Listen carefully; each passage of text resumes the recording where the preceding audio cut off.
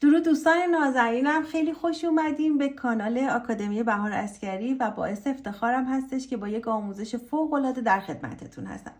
قراره که این اپلیکیشن بسیار جذاب رو بافت بزنیم که کلی کاربرد داره. یعنی یه بافت فینقیلی 5 دقیقه‌ای میتونه یک عالمه برای شما کاربرد داشته باشه.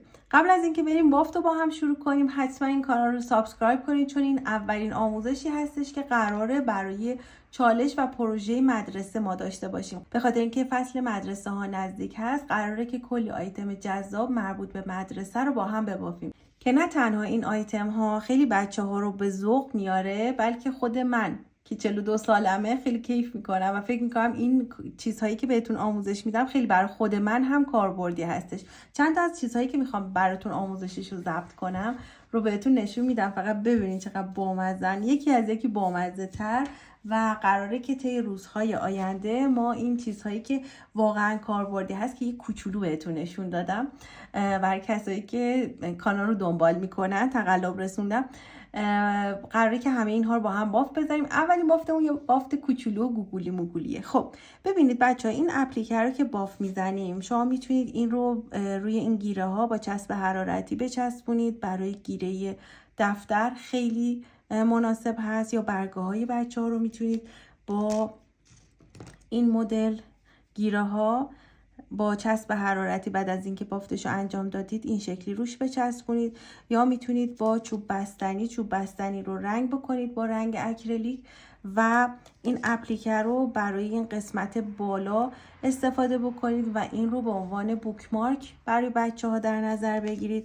میتونید حتی گل سرش رو ست بکنید که توی سایزهای مختلف میتونید این گیره های تقتقی رو به اصطلاح داشته باشید که این یکم سایزش بزرگه. سایز کوچیکترش رو دارم که برای این سایز خیلی مناسبه. ببینید کامل روی این گیره رو کاور میکنه و عرضم به حضورتون که برای این گیره های بزرگتر که برای اتصال حالا عکسی چیزی بچه ها بخوان داشته باشن خیلی کاربردی هست.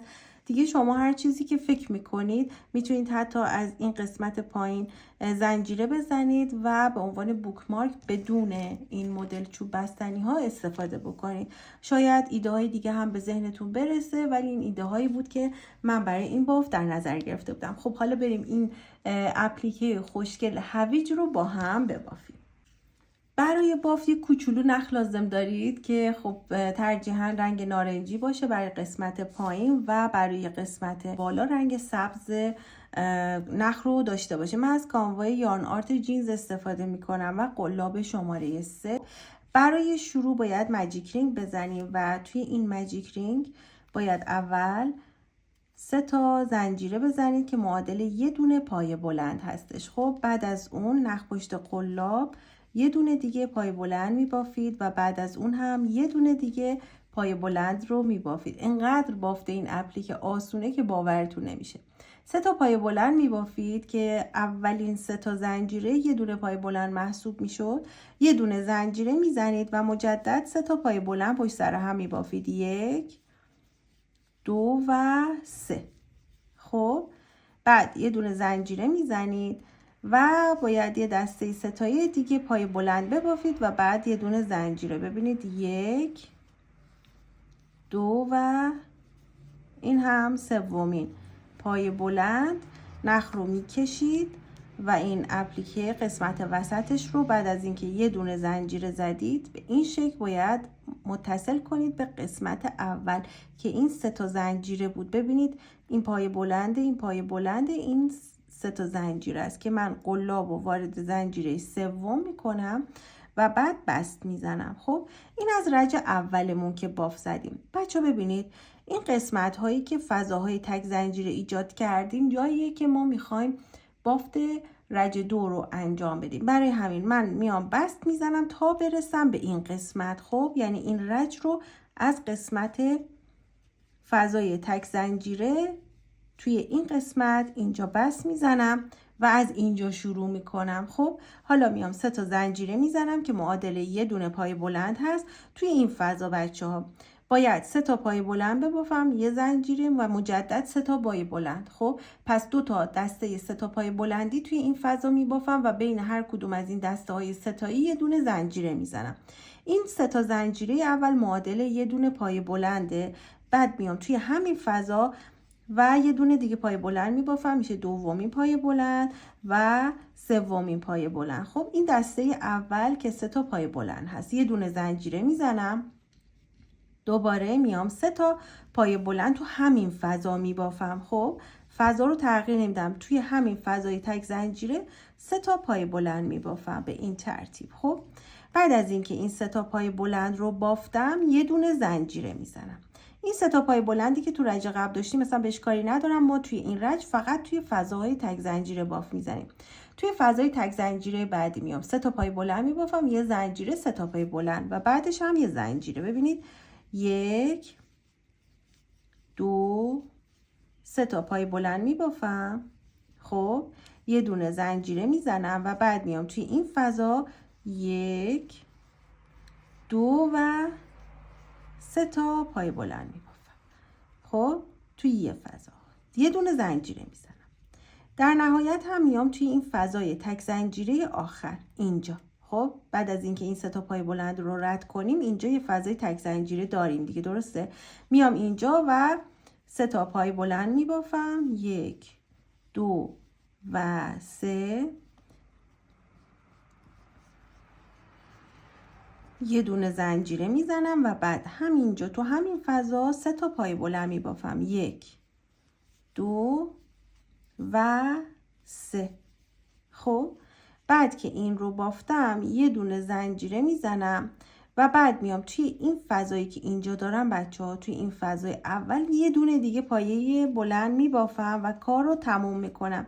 این یه دونه رو که بافتم نخم رو قطع میکنم. خب به این صورت نخ رو قطع میکنم این شکلی. خب این یه دونه هم که بافتم چون که میخوام اینجا بست مخفی بزنم این شکلی شد. خب حالا سوزن رو میارم، نخ رو وارد سوزن میکنم و بست مخفی رو اینجا انجام دم. این بست مخفی برای تمیزی کارمون هست. خب ببینید من میام این 3 تا زنجیره رو بهش کاری ندارم، میام توی این پایی که پای بلند دوم بوده، عملا این 3 تا زنجیره که یه پای بلند محسوب میشد بهش کاری ندارم، اینجا سوزن رو وارد میکنم و بعد میام توی این فضا اینطوری توی این پایه آخر از وسطش سوزن رو وارد میکنم و اینجا بست مخفی رو ایجاد میکنم به این ترتیب. خب حالا این نخ رو لابلای بافتم مخفی میکنم، نخ وسط رو هم به همین ترتیب لابلای باف مخفی میکنیم به این شکل.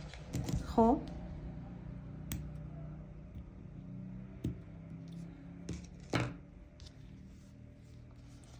این قسمت رو هم به همین ترتیب این رو هم لابلای بافتم مخفی میکنم و نخش رو قطع میکنم. بعد از اینکه این کار رو کردیم قسمت برگا هویج هستش که برگاشو باید درست بکنیم و باف بزنیم. اون هم خیلی آسون و بامزه است. بعد از اینکه این باف رو زدیم بچه‌ها دقت کنید ببینید ما الان یه حالت مثلث شکل داریم. خب که این قسمت بالا جاییه که این برگ ها رو میخوایم باف بزنیم و این قسمت پایین هم با دستمون یه ذره فرمش میدیم که یکم تیز بشه و این هویجمون یه ذره فرم هویج مانند خودش رو بگیره و خیلی گرد نباشه. خب حالا میریم نخ رنگ سبزمون رو برمیداریم. خب به این ترتیب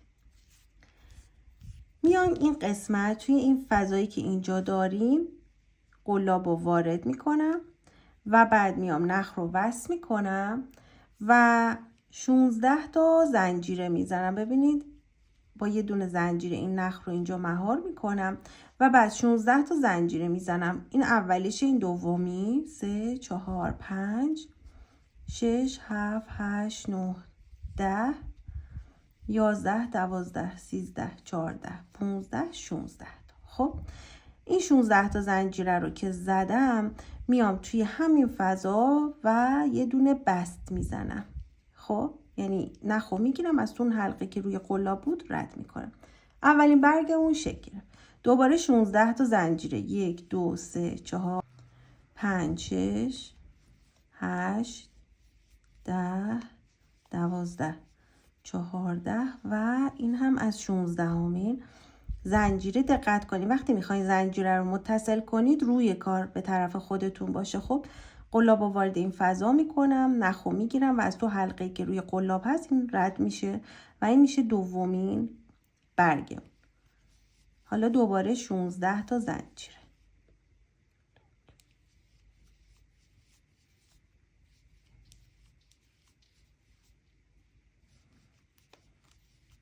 خب بعد از اینکه این زنجیره ها رو زدیم قلاب وارد این فضا میشه، نخو میگیرم.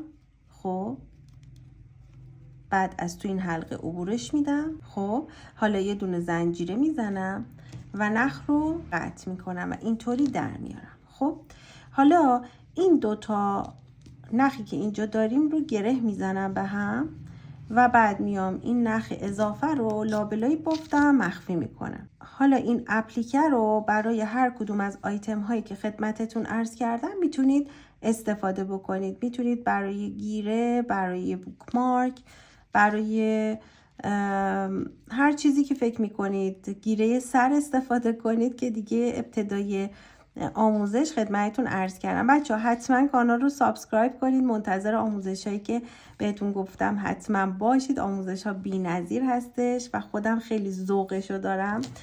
شدیداً کودک درونتون درگیر این بافت ها میشه و مطمئنم که این آموزش ها به دردتون خواهد خورد. حتما این کانال رو به دوستانتون هم معرفی کنید که بتونن کارهای خوشگل رو بافت بزنن. ببینید بچه‌ها چقدر بامزه شده، خودم خیلی دوستشون دارم. حالا شما به من بگید که برای کدوم یکی از این آیتم ها به نظرتون اوکی هستش و مناسب استفاده است. ببینید بچه‌ها شما میتونید حتی این کار رو همینطوری از یه جای آویزون کنید به همین بامزگی. خلاصه خیلی دوستتون دارم، منتظر آموزش های جذابتر هم باشید. حتما این کانال رو سابسکرایب کنید.